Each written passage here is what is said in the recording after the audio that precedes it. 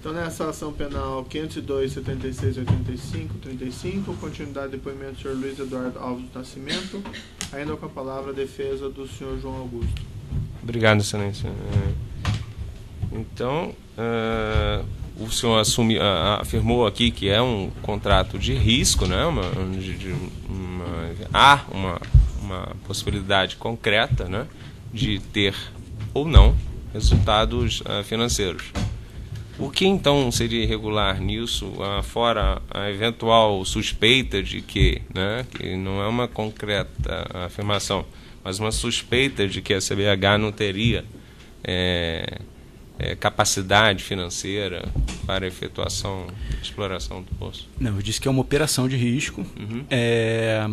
Na verdade, isso foi concretizado, né, isso foi confirmado a partir do momento que a Petrobras não teve capacidade financeira para assumir com as responsabilidades e com as obrigações dela. Então foi confirmado de fato que a empresa não tinha.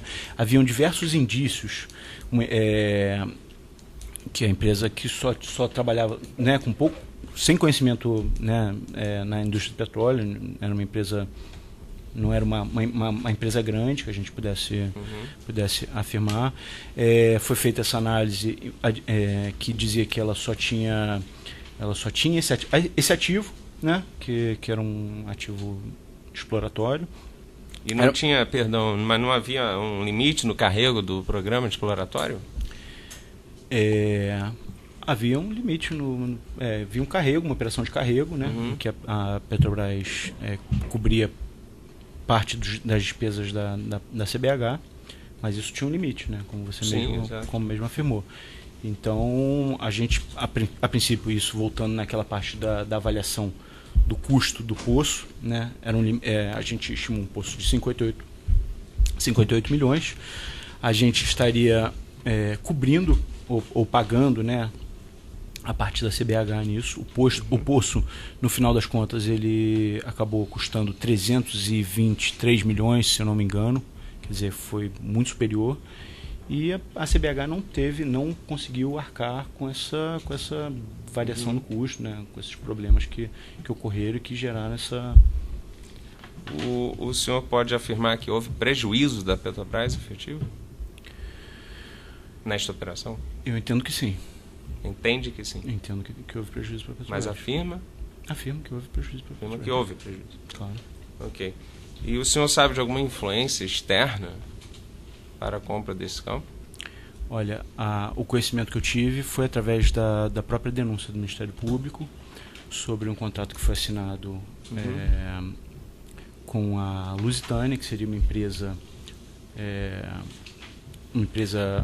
controladora da CBH, com o João Henrique. Mas o senhor ficou sabendo através da denúncia? Da denúncia. Não, até porque isso foi algo que não tramita pelos processos internos da Petrobras, né? Foi um contrato assinado entre CBH e eu não me lembro o nome da empresa, mas a empresa que... Outra empresa. De propriedade de João Henrique, né? E, então, quer dizer, não é algo... Fugia só ao saco. Claro. Tem mais perguntas, excelência? Seguindo a ordem da mesa aqui, a defesa de Cláudia Cordeiro Cruz. Tem perguntas?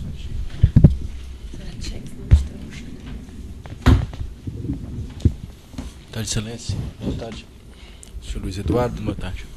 Uma pergunta. O senhor, no relatório, na página 5, diz: cabe salientar que, posteriormente, o farm-out para a Shell contribuiu para a redução do risco da Petrobras. Queria que o senhor comentasse o que significa esse farm-out e por que isso contribuição para a redução do risco da Petrobras. Ok, o farm-out, ele basicamente ele é a mesma operação que a gente fez com a CBH. Ele é a venda de uma participação desse ativo, né? A CBH fez um farm-out para a gente de 50% e a gente posteriormente fez um farm-out para a Shell de 15% desses 50%. A gente manteve num total de 100% do ativo, a gente manteve uma participação de 35%. Isso é o farm-out.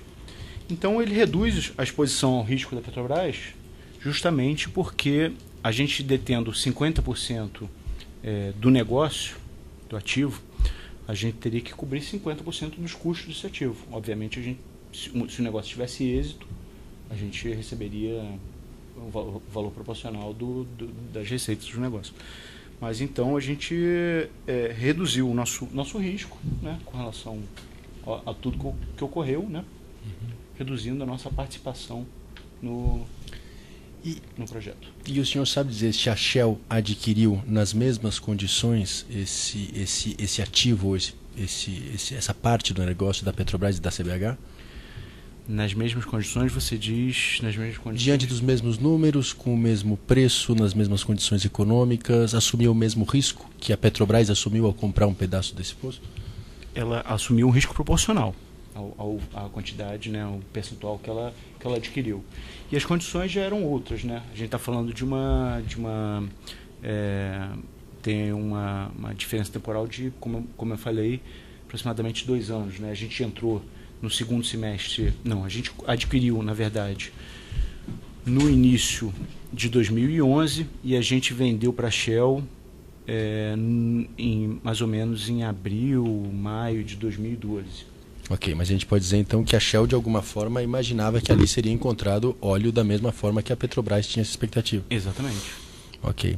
E aí, ainda no mesmo parágrafo, a senhoria diz: esse mesmo processo recebeu propostas competitivas além da Shell, da Exxon e da Total, fato que demonstrou a atratividade da área. O senhor confirma isso? Confirmo. E por que a área era atrativa? Bom, a área era atrativa porque se tratava de uma área com potencial, né, exploratório. Existia na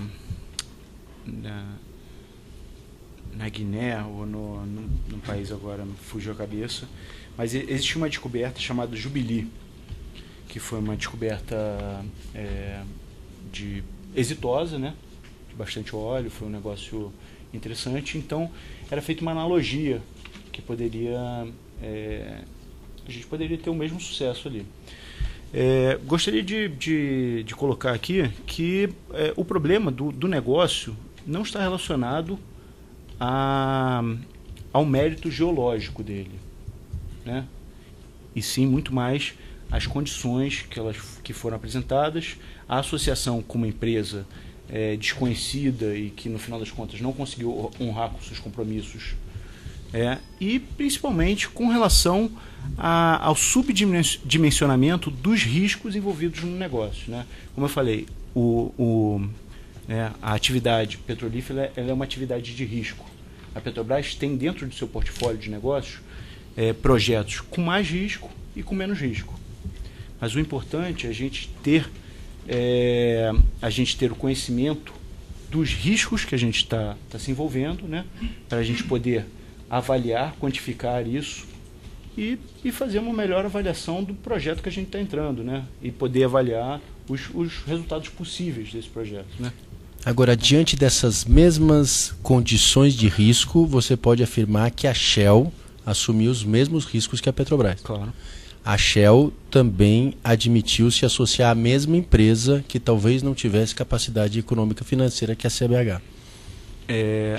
Sim, só que no momento em que a Shell entrou, a Petrobras, que é uma empresa já conhecida, né, com diversos ativos no mundo inteiro, no Brasil, né, que tem um nome muito maior, já estava associado, né?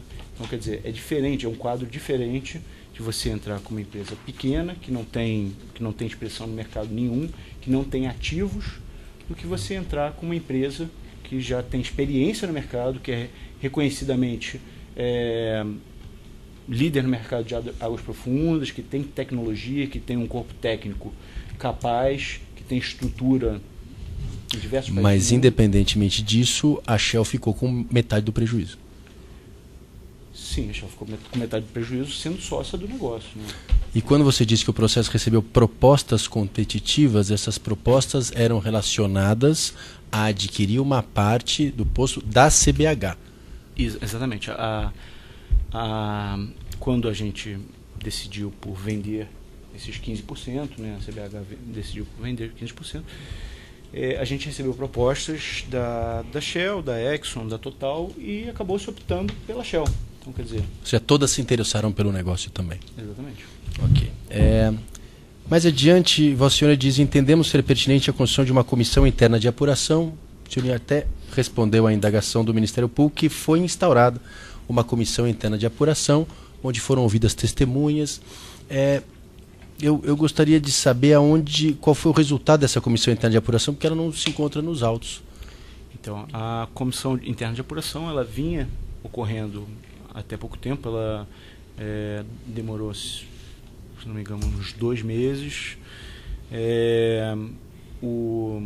Ela terminou a coisa de uma semana, ou isso. A gente fez apresentações internas.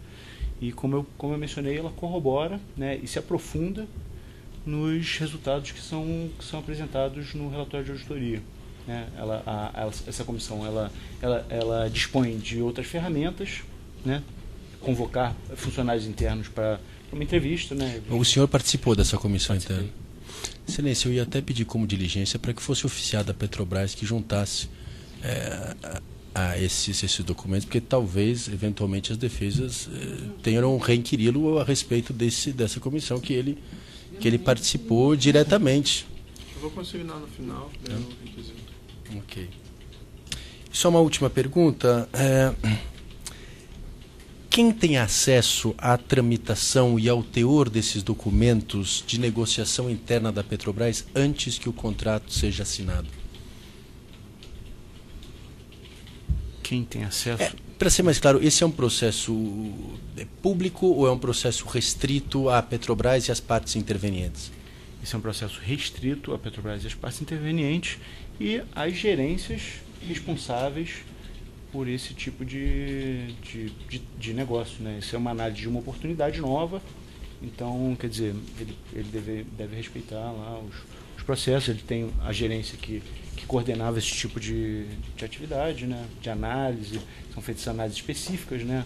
Análises de risco, onde são medidos esses riscos, né? De que a gente está tratando, para apresentar, no final, para a diretoria executiva e para o SEACS, que detenha a competência para aprovação.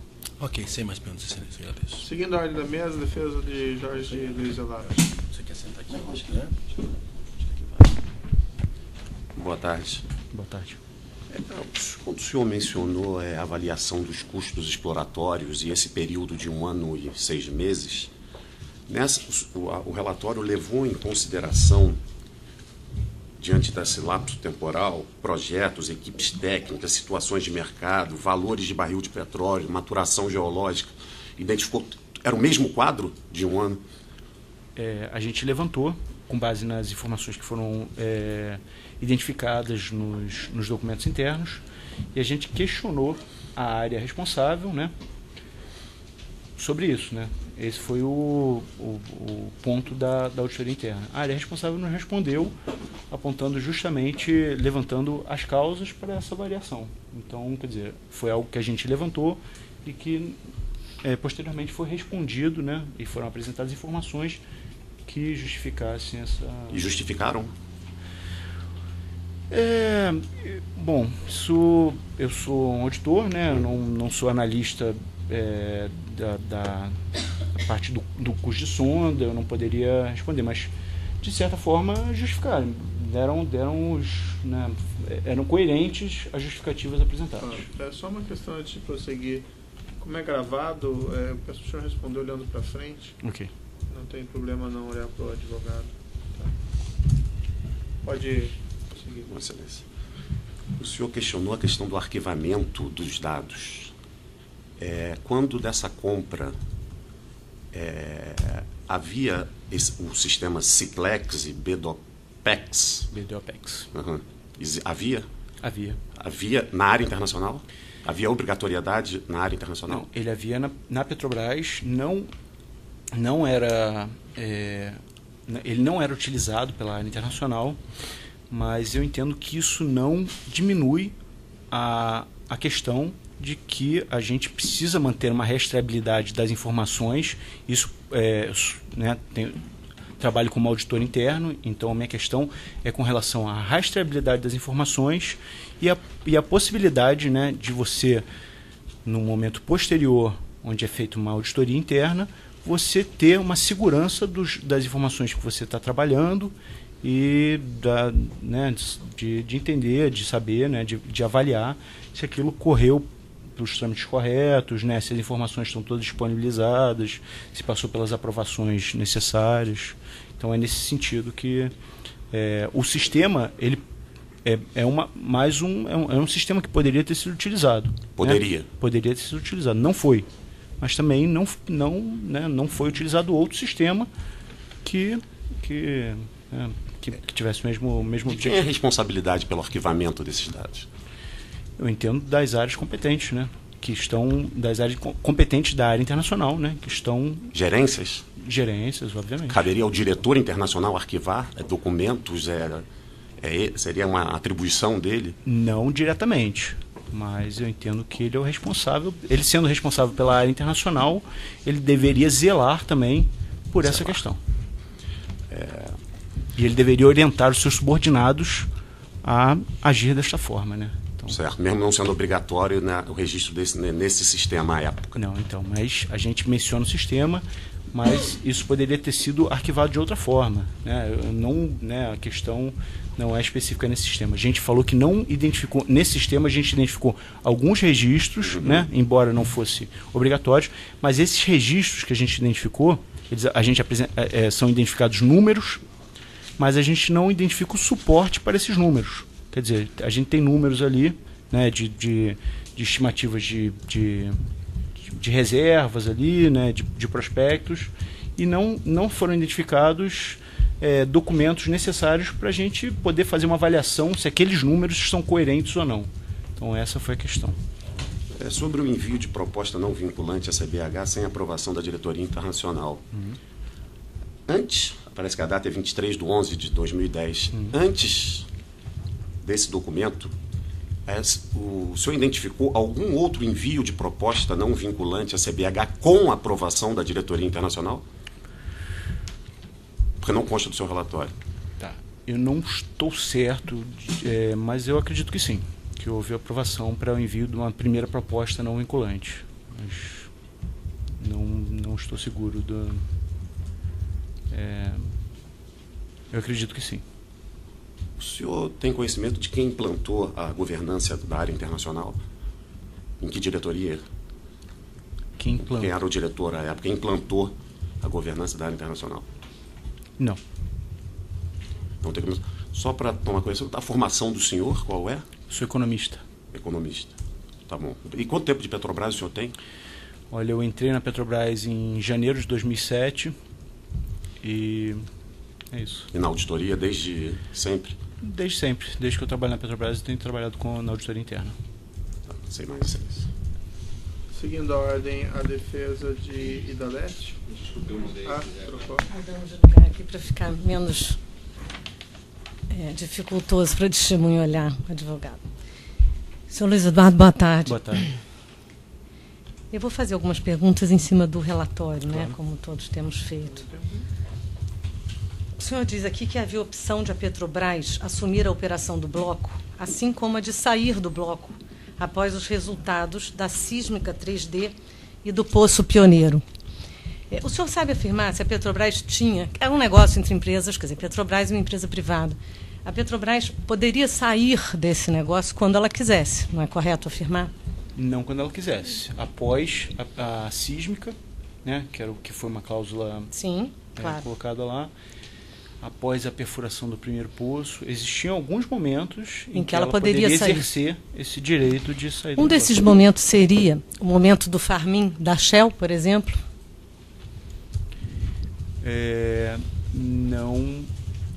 Não acredito, até porque a questão do Farm-in é uma questão que não envolvia, indiretamente ela envolvia a CBH, obviamente.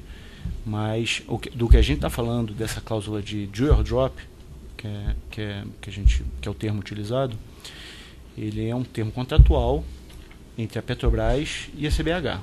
O que foi feito com a Shell foi uma venda da participação. Da forma como a Petrobras vendeu 15% para a Shell, ela poderia ter vendido os 50%. Sim, mas após a Shell entrar no negócio como sócia da Petrobras e da CBH, a Petrobras poderia ter exercido essa cláusula de drop, alguma coisa que eu esqueci o nome, que o senhor acabou de mencionar. Não poderia? Não, pelo que eu me lembro, não. Ela poderia exercer esse direito após a sísmica ou após a perfuração do primeiro poço. Pelo que eu me lembro. O senhor explicou aqui que no início, né, no seu relatório, tem uma subavaliação dos custos, que depois me pareceu um pouco contraditório, mas o senhor explicou muito bem aqui que vocês tiveram as justificativas para esse aumento de custo. Na compra dos 50% da Petrobras à CBH, esses custos foram levados em consideração, certo? Claro. Quando a Shell comprou uma parte da Petrobras e outra parte da CBH, foram levados aqueles novos custos, eu imagino, muito mais elevados. O senhor teve acesso a essa documentação de compra pela Shell de um pedaço do campo exploratório do Benim? O senhor sabe dizer qual o valor a Shell pagou à Petrobras pelos 15% comprados dela? Olha, isso não foi objeto da nossa auditoria. Nossa auditoria tratou da entrada da Petrobras no Benim. Eu tive acesso por se tratar de documento relacionado ao negócio, né? Então, até para eu me informar, mas eu não sei lhe responder qual foi o valor exatamente. Isso não era objeto da nossa análise. Entendo, imagino que não tenha sido, né? E o senhor tem conhecimento de que o BTG comprou depois uma parte ou toda a parte do campo de Benim da Petrobras? Claro, mas o BTG ele não comprou uma parte do campo do Não, ele comprou Benim. todo. Ele comprou 50% da Petrobras Oil and Gas. E as de Benim estava lá. Eram ativos da Petrobras Oil and Gas. Então, consequentemente, ele comprou 50% de todos, mas não foi especificamente. O BTG ele não estava interessado especificamente no campo de Benim. Tá bem. Os campos que produziam na África eram Nigéria e Angola, não me lembro se ainda estava produzindo alguma coisa. Mas esses eram os campos que tinham realmente valor nesse negócio que foi feito com o BTG. O senhor conhece uma empresa chamada... O senhor está desde 2007, não? 2007. Na Petrobras. O senhor conhece uma empresa chamada Enigma? Conheço. Quer dizer, conheço do que eu li, do que eu apurei desse... A Enigma já negociou com a Petrobras em outros campos de petróleo? Sim, pelo que eu sei, na Namíbia. O senhor tem conhecimento que o senhor Idalécio era sócio da Enigma? Sim. O senhor conhece a empresa Chariot? Conheço também, da mesma forma que eu conheço a Enigma. O senhor sabe que a empresa Chariot é uma das maiores do mundo de petróleo, né? Deve saber. Na verdade, eu tenho pouco conhecimento sobre a empresa Chariot. O senhor sabe que a Chariot comprou a Enigma, que a Enigma se tornou uma empresa aberta após a compra da Chariot? Não, desconheço. Isso não era objeto da nossa análise, não trabalhei com isso. O senhor sabe dizer, teve conhecimento nesses documentos que os senhores analisaram, havia documentos da arbitragem feita em Londres entre CBH, Shell e Petrobras?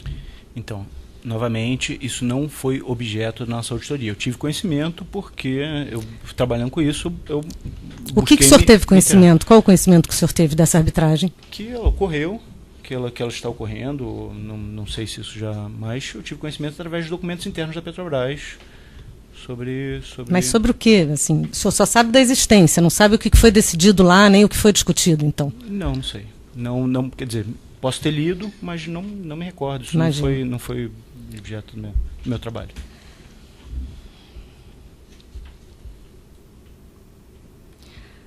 Bom, acho que o senhor já ratificou isso aqui, mas é dito que o bloco 4, localizado no offshore do Benim, estava em consonância com esta estratégia, a estratégia na época da Petrobras. O senhor ratifica essa informação. Claro. O senhor também diz, o senhor e a sua equipe, que inicialmente cabe destacar que na época não existiam procedimentos da área internacional, que determinassem o processo a ser seguido, ou qualquer outro protocolo sugerido para analisar a situação econômica e financeira de empresas parceiras. Em seguida, o senhor diz, era prática usual solicitar ao GAPRE, que era Gabinete da Presidência, né, e a Gerência de Inteligência de Mercado da área internacional a realização de levantamento econômico-financeiro das empresas, bem como levantamento de informações sobre a oportunidade e o país. O que foi feito no processo de Farm-in do Bloco 4. O senhor ratifica essa informação? O relatório revisado foi emitido em 21/12/2010 e, adicionalmente, foi obtido material junto à própria CBH, com informações complementares sobre a companhia e seus negócios. Imagino que o senhor tenha tido acesso a esses documentos. Sim. No relatório revisado, foram acrescentadas análises de risco e de legislação mais detalhadas, além de um capítulo específico sobre a empresa CBH, dando uma visão geral da mesma, áreas de atuação, finanças e relacionamentos prévios com a Petrobras. O senhor ratifica isso? Eu desconheço que a CBH tivesse relacionamentos prévios com a Petrobras. Mas está no relatório. Mas está dizendo que foi feito esse levantamento, não está dizendo que a CBH... Está dito que está no relatório revisado. Imagino que o senhor tenha visto o relatório. Não, vi, claro. Mas não diz que a Petrobras tinha relacionamentos prévios com a CBH. Ah, é porque está dito aqui, né? Claro. Bom, o sócio principal da CBH, o senhor Idalécio, o senhor sabe que era sócio da Enigma quando esta teve relacionamento prévio na Petrobras. Talvez seja essa a questão, né? Por se tratar de empresa privada, de capital fechado e de responsabilidade limitada, não haviam dados financeiros divulgados. Exatamente. Os senhores não acharam os dados da CBH porque ela não era uma sociedade de capital aberto, certo? Certo. Bom, o senhor já disse quantos eram os membros da diretoria executiva. É isso mesmo que eu acho que o doutor José Cláudio mencionou? Quantos eram os membros? Eram 7? Não fui eu que disse, foi ele que disse. O senhor sabe dizer? Olha, eu não me lembro quantos diretores eram na época, mas eu acredito... Pelo que me mais de 5? Né? Não sei, eu não sei. A gente está falando de 2009, a Petrobras passou por algumas mudanças, né? O fim da... Cerca de 7, o senhor diria? Diria que sim. E o conselho de administração, o senhor tem ideia de quantas pessoas formavam esse conselho? Não tenho ideia. Mais de 10? Mais de 5? Não sei dizer, prefiro me abster. Podem ser requisitados. Claro, o senhor tem toda a razão. Mais um trecho. Cabe salientar que, posteriormente, o farm-out para a Shell contribuiu para a redução do risco da Petrobras. Este mesmo processo recebeu propostas competitivas. Me desculpe, o senhor já falou isso, além da Shell, da Exxon, da Total, fato que demonstrou atratividade, o senhor já ratificou. Né?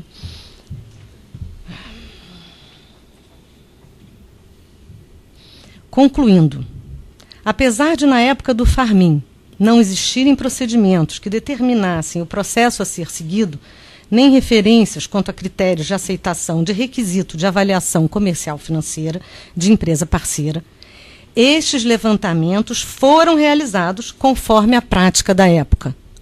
O senhor confirma essa informação que está aqui? Confirmo, mas eu gostaria de acrescentar algumas informações sobre isso. Pois não, claro. O relatório que foi solicitado e que foi emitido pelo GAPRE, que era um relatório que chamava VIP 2000, se não me engano, ele não trazia muitas informações, como a senhora mesmo afirmou, né? Eu? Não, falou que ele né, por ser uma empresa de companhia fechada... o senhor fechada, que afirmou aqui. Então, tudo bem. Ele não trazia muitas informações, né, nesse sentido. Então, ele não... Né, dessa forma, a gente não podia afirmar muita coisa sobre a empresa. No próprio relatório que foi emitido pelo GAPRE, não constava o nome do senhor Idalécio como um dos diretores da CBH. Uhum. Então, a gente apurou que nem todas essas informações que foram levantadas pelo relatório do GAPRE e da inteligência de mercado, eles foram levados à diretoria executiva. Quer dizer, algumas informações elas foram, digamos assim, omitidas, né? Não foram apresentadas à diretoria executiva. Isso está no seu relatório, mas a diretoria executiva, mesmo assim, porque o senhor usou até acho que por 2 vezes... Aqui um pouquinho do tamanho do áudio. Pois. O valor proporcional das receitas do negócio. Mas então a gente reduziu o nosso risco, né, com relação a tudo que ocorreu, né, reduzindo a nossa participação no projeto. E o senhor sabe dizer se a Shell adquiriu nas mesmas condições esse ativo, essa parte do negócio da Petrobras e da CBH?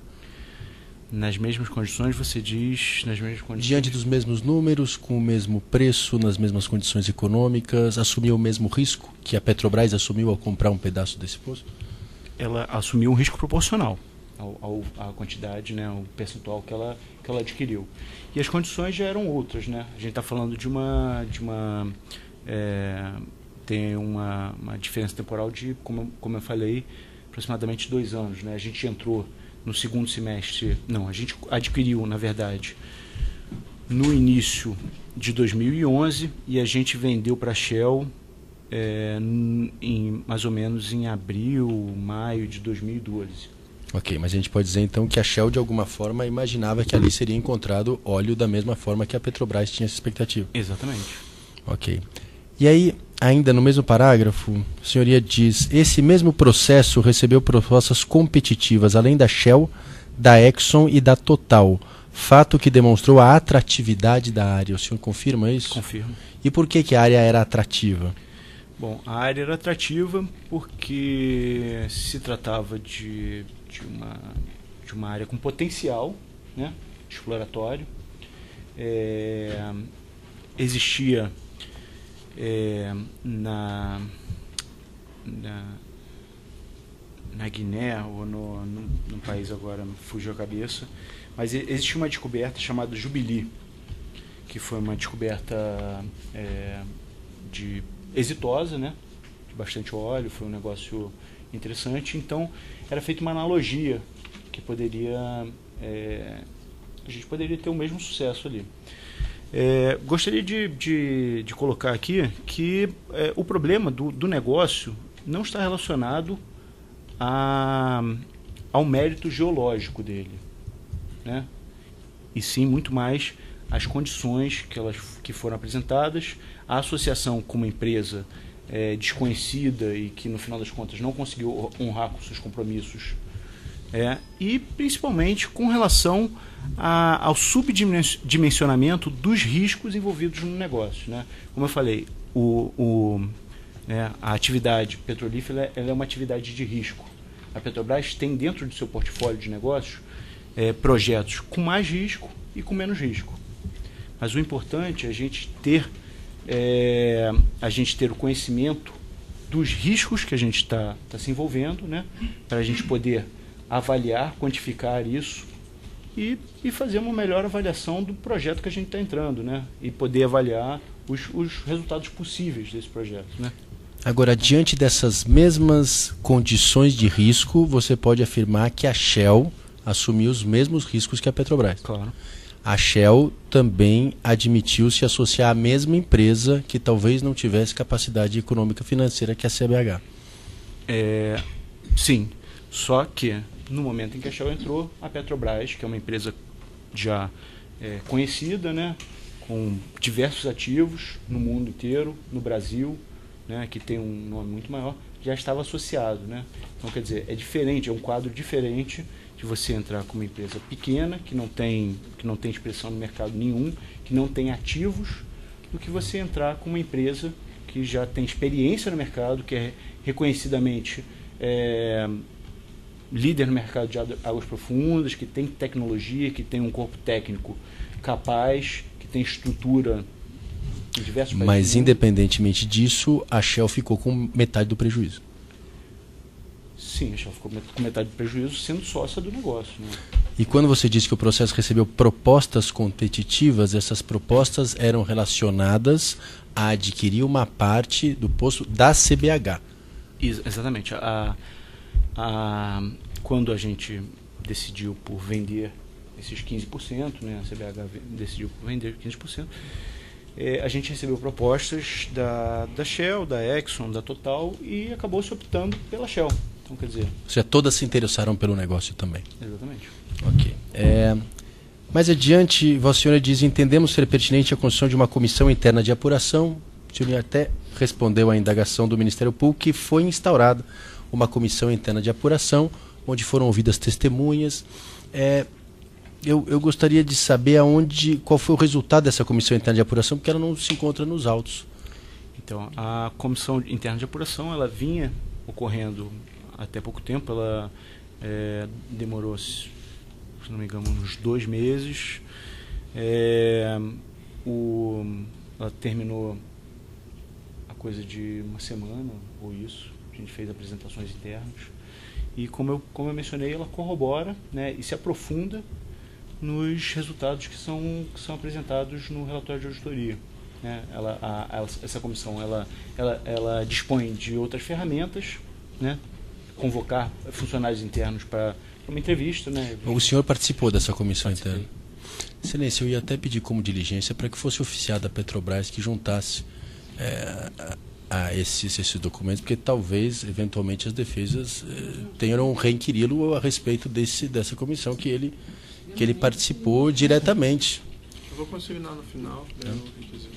Ok. Só uma última pergunta. Quem tem acesso à tramitação e ao teor desses documentos de negociação interna da Petrobras antes que o contrato seja assinado? Quem tem acesso? Para ser mais claro, esse é um processo público ou é um processo restrito à Petrobras e às partes intervenientes? Esse é um processo restrito à Petrobras e às partes intervenientes e às gerências responsáveis por esse tipo de negócio. Né? Isso é uma análise de uma oportunidade nova, então, quer dizer, ele deve respeitar lá os processos. Ele tem a gerência que coordenava esse tipo de atividade, né? De análise, são feitas análises específicas, né? Análises de risco, onde são medidos esses riscos, né? De que a gente está tratando, para apresentar no final para a diretoria executiva e para o SEACS que detenha a competência para aprovação. Ok, sem mais perguntas, excelência, agradeço. Seguindo a ordem da mesa, defesa de Jorge Luiz Elara. Você quer sentar aqui? Eu acho que é. Boa tarde. Boa tarde. Quando o senhor mencionou a avaliação dos custos exploratórios e esse período de 1 ano e 6 meses, o relatório levou em consideração, diante desse lapso temporal, projetos, equipes técnicas, situações de mercado, valores de barril de petróleo, maturação geológica, identificou, era o mesmo quadro de 1 ano? A gente levantou, com base nas informações que foram identificadas nos documentos internos, e a gente questionou a área responsável, né, sobre isso. Né?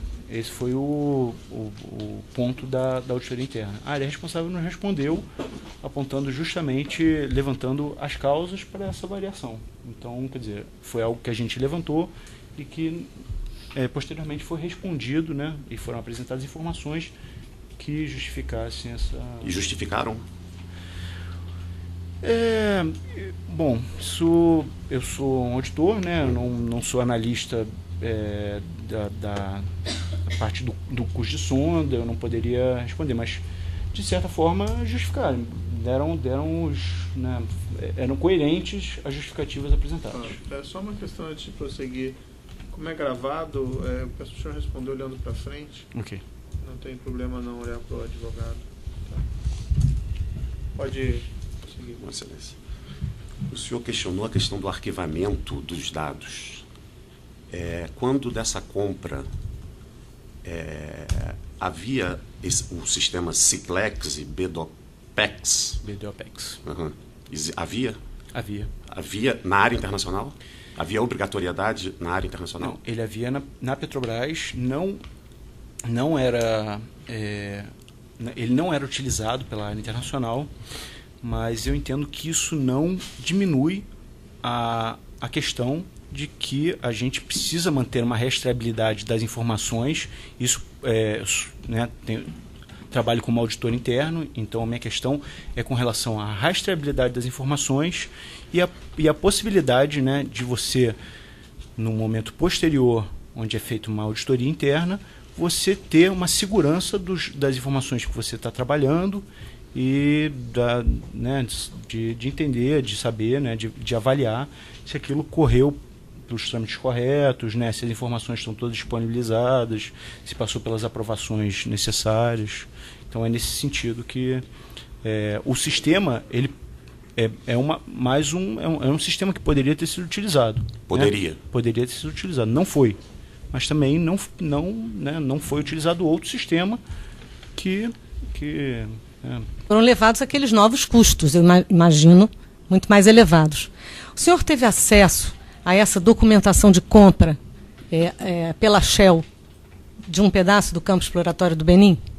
O senhor sabe dizer qual o valor a Shell pagou à Petrobras pelos 15% comprados dela? Olha, isso não foi objeto da nossa auditoria. Nossa auditoria tratou da entrada da Petrobras no Benim. Eu tive acesso, por se tratar de documento relacionado ao negócio, né? Então, até para me informar, mas eu não sei lhe responder qual foi o valor exatamente. Isso não era objeto da nossa análise. Entendo, imagino que não tenha sido. Né?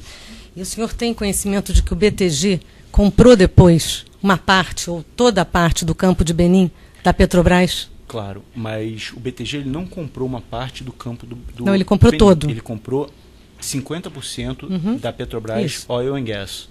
E as campo de Benim atividades do estava Benim lá. eram ativos da Petrobras Oil and Gas. Então, consequentemente, ele comprou 50% de todas, mas não foi especificamente. O BTG ele não estava interessado especificamente no campo de Benim. Tá bem. Os campos que produziam na África eram Nigéria e Angola, não me lembro se ainda estava produzindo alguma coisa. Mas esses eram os campos que tinham realmente valor nesse negócio que foi feito com o BTG. O senhor conhece uma empresa chamada... O senhor está desde 2007, não? 2007. Na Petrobras. O senhor conhece uma empresa chamada Enigma? Conheço.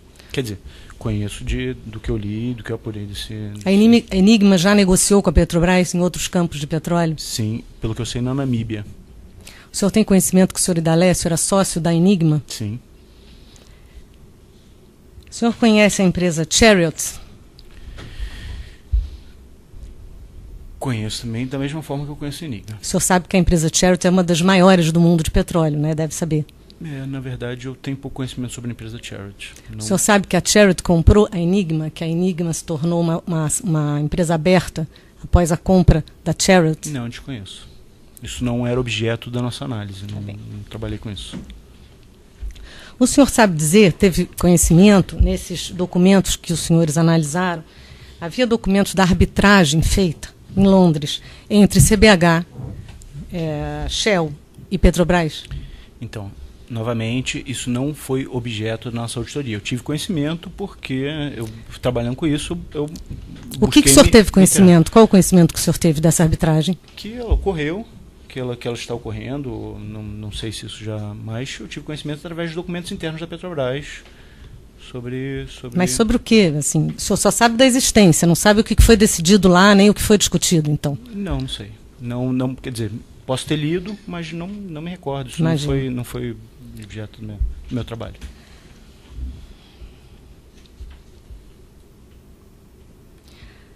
Bom, acho que o senhor já ratificou isso aqui, mas é dito que o Bloco 4, localizado no offshore do Benim, estava em consonância com esta estratégia, a estratégia na época da Petrobras. O senhor ratifica essa informação. Claro. O senhor também diz, o senhor e a sua equipe, que inicialmente cabe destacar que na época não existiam procedimentos da área internacional, que determinassem o processo a ser seguido, ou qualquer outro protocolo sugerido para analisar a situação econômica e financeira de empresas parceiras. Em seguida, o senhor diz, era prática usual solicitar ao GAPRE, que era Gabinete da Presidência, né, e a Gerência de Inteligência de Mercado da área internacional, a realização de levantamento econômico-financeiro das empresas, bem como o levantamento de informações sobre a oportunidade e o país. O que foi feito no processo de farm-in do Bloco 4. O senhor ratifica essa informação? O relatório revisado foi emitido em 21/12/2010 e, adicionalmente, foi obtido material junto à própria CBH, com informações complementares sobre a companhia e seus negócios. Imagino que o senhor tenha tido acesso a esses documentos. Sim. No relatório revisado, foram acrescentadas análises de risco e de legislação mais detalhadas, além de um capítulo específico sobre a empresa CBH, dando uma visão geral da mesma, áreas de atuação, finanças e relacionamentos prévios com a Petrobras. O senhor ratifica isso? Eu desconheço que a CBH tivesse relacionamentos prévios com a Petrobras. Mas está no relatório. Mas está dizendo que foi feito esse levantamento, não está dizendo que a CBH... Está dito que está no relatório revisado. Imagino que o senhor tenha visto o relatório. Não, vi, claro. Mas não diz que a Petrobras tinha relacionamentos prévios com a CBH. Tá, porque está dito aqui, né? Claro. Bom. Bom, o sócio principal da CBH, o senhor Idalécio, o senhor sabe que era sócio da Enigma quando esta teve relacionamento prévio na Petrobras. Talvez seja essa a questão, né? Que tivesse o mesmo objetivo. Quem é a responsabilidade pelo arquivamento desses dados? Eu entendo das áreas competentes, né? Que estão das áreas competentes da área internacional, né? Que estão Gerências? Gerências, obviamente. Caberia ao diretor internacional arquivar documentos? Seria uma atribuição dele? Não diretamente, mas eu entendo que ele é o responsável. Ele sendo responsável pela área internacional, ele deveria zelar também por essa questão. E ele deveria orientar os seus subordinados a agir desta forma, né? Então, certo, mesmo não sendo obrigatório, né, o registro nesse sistema à época. Não, então, mas a gente menciona o sistema, mas isso poderia ter sido arquivado de outra forma, né? A questão não é específica nesse sistema. A gente falou que não identificou, nesse sistema a gente identificou alguns registros, né, embora não fosse obrigatório, mas esses registros que a gente identificou, são identificados números, mas a gente não identifica o suporte para esses números. Quer dizer, a gente tem números ali, né, de estimativas de reservas ali, né, de prospectos, e não foram identificados documentos necessários para a gente poder fazer uma avaliação se aqueles números são coerentes ou não. Então essa foi a questão. Sobre o envio de proposta não vinculante à CBH sem aprovação da diretoria internacional. Antes, parece que a data é 23/11/2010, antes desse documento, o senhor identificou algum outro envio de proposta não vinculante à CBH com aprovação da diretoria internacional? Porque não consta do seu relatório.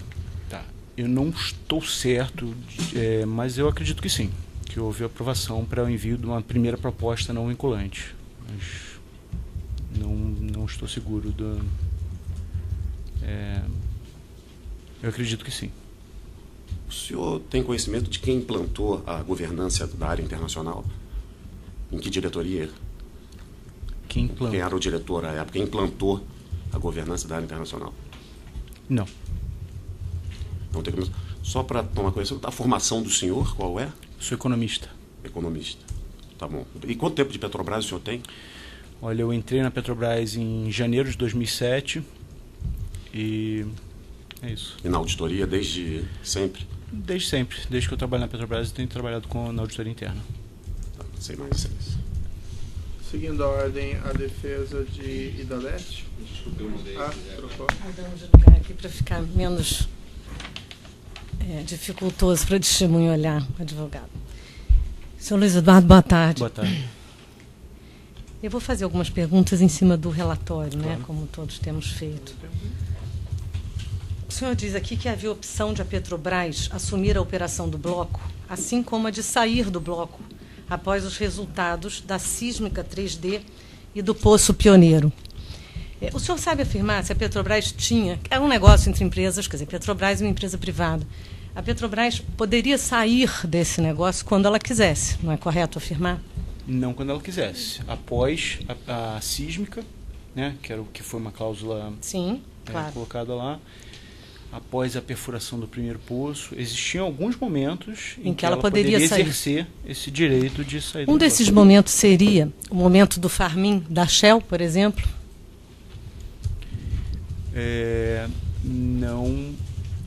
Não acredito, até porque a questão do Farm-in é uma questão que não envolvia, indiretamente ela envolvia a CBH, obviamente. Mas do que a gente está falando, dessa cláusula de drill or drop, que é o termo utilizado, ele é um termo contratual entre a Petrobras e a CBH. O que foi feito com a Shell foi uma venda da participação. Da forma como a Petrobras vendeu 15% para a Shell, ela poderia ter vendido os 50%. Sim, mas após a Shell entrar no negócio como sócia da Petrobras e da CBH, a Petrobras poderia ter exercido essa cláusula de drop, alguma coisa que eu esqueci o nome, que o senhor acabou de mencionar. Não poderia? Não, pelo que eu me lembro, não. Ela poderia exercer esse direito após a sísmica ou após a perfuração do primeiro poço. Pelo que eu me lembro. O senhor explicou aqui que no início, né, no seu relatório, tem uma uma subavaliação dos custos, que depois me pareceu um pouco contraditório, mas o senhor explicou muito bem aqui que vocês tiveram as justificativas para esse aumento de custo. Na compra dos 50% da Petrobras à CBH, esses custos foram levados em consideração, certo? Claro. Quando a Shell comprou uma parte da Petrobras e outra parte da CBH, Então, nessa ação penal 502, 76, 85, 35, continuidade do depoimento do senhor Luiz Eduardo Alves do Nascimento, ainda com a palavra a defesa do senhor João Augusto. Obrigado, excelência. Então, o senhor afirmou aqui que é um contrato de risco, né? Há uma possibilidade concreta, né, de ter ou não resultados financeiros. O que então seria irregular nisso, fora a eventual suspeita de que não é uma concreta afirmação, mas uma suspeita de que a CBH não teria capacidade financeira para a efetuação de exploração do poço? Não, eu disse que é uma operação de risco. Uhum. Na verdade, isso foi concretizado, isso foi confirmado a partir do momento que a Petrobras não teve capacidade financeira para assumir com as responsabilidades e com as obrigações dela. Então, foi confirmado, de fato, que a empresa não tinha. Haviam diversos indícios que a empresa que só trabalhava com pouco, sem conhecimento na indústria do petróleo, era uma empresa, não era uma empresa grande que a gente pudesse afirmar. Foi feita essa análise que dizia que ela só tinha esse ativo, que era um ativo exploratório. E não tinha, mas não havia um limite no carrego do programa de exploratório? Havia um limite, havia um carrego, uma operação de carrego, que a Petrobras cobria parte das despesas da CBH, mas isso tinha um limite, como você mesmo afirmou. Então, a gente, a princípio, isso voltando naquela parte da avaliação do custo do poço, a gente estimou um poço de 58 milhões. A gente estaria cobrindo ou pagando, a parte da CBH nisso.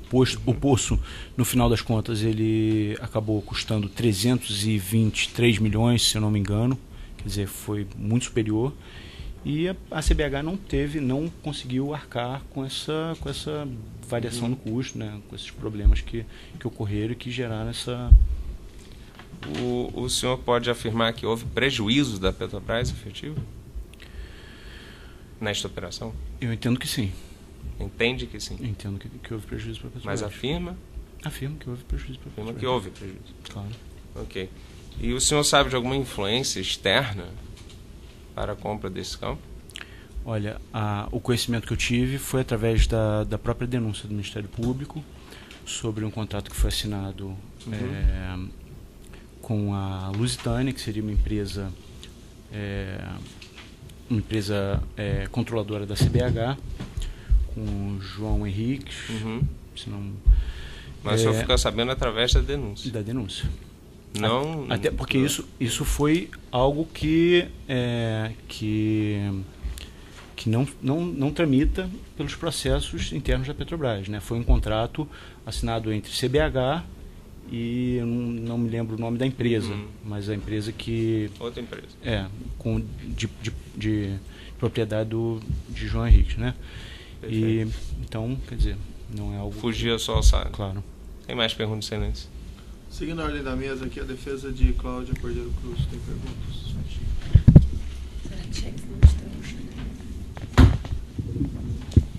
Boa tarde, excelência. Boa tarde. Senhor Luiz Eduardo. Boa tarde. Só uma pergunta. O senhor, no relatório,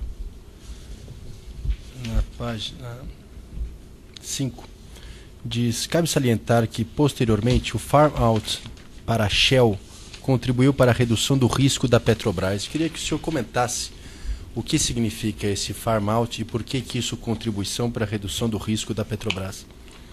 Ok, o farm-out, ele basicamente ele é a mesma operação que a gente fez com a CBH. Ele é a venda de uma participação desse ativo, né? A CBH fez um farm out para a gente de 50% e a gente posteriormente fez um farm out para a Shell de 15% desses 50%. A gente manteve num total de 100% do ativo, a gente manteve uma participação de 35%. Isso é o farm out.